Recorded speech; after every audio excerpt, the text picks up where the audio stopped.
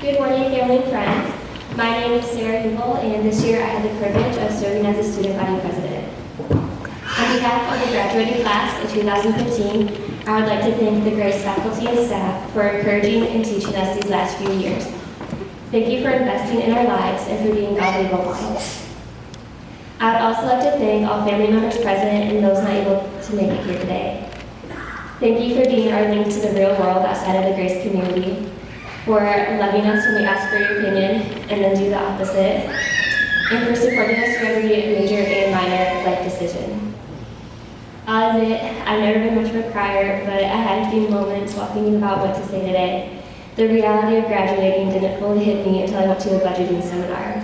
And let me tell you, nothing gets you more teary-eyed than attending a financial planning session. Walking on the campus for the first time seems like a lifetime ago.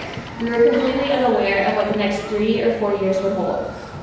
We've seen the construction of 2 new dorms, the inauguration of a new college president, the addition and relocation of dining options, thanks to Student Senate. But we have also seen the interchanges in the people around us today. When we arrived in Winona Lake for Welcome Weekend, we were basically babies and we were dependent upon others. Together, we've grown up to be independent, and our new Twitter names reflect this. Even though we've grown, one thing is still true. We dream of the future. We spent high school planning our college years, and in our college years, we plan the rest of our life. We map out our lives and think that we can decide what God does. If we pray, read the Bible, and go to church, we assume that equals a happy life. We reduce life, and in turn God, to a simple equation that we try to manipulate to get our desired result. I know I just said equation, and that triggers some deep-seated fear of math, but equations are all around us. They help us understand the world and how it works. From my wonderful math and science professors, I've learned that we use equations to express nature's laws. Einstein's most famous law is the law of special relativity, or more commonly known as E equals mc squared. The letters in this equation stand for different variables and constants. It's predictable. That's why I like it, and that's why it's hard for me to understand God and His vast power. He is not restricted like these equations.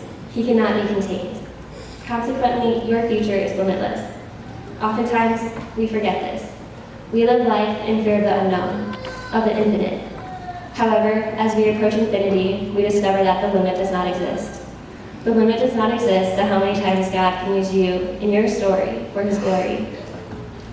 Fellow graduates, I encourage you to be fearless as we leave this safety net that we have learned to call home.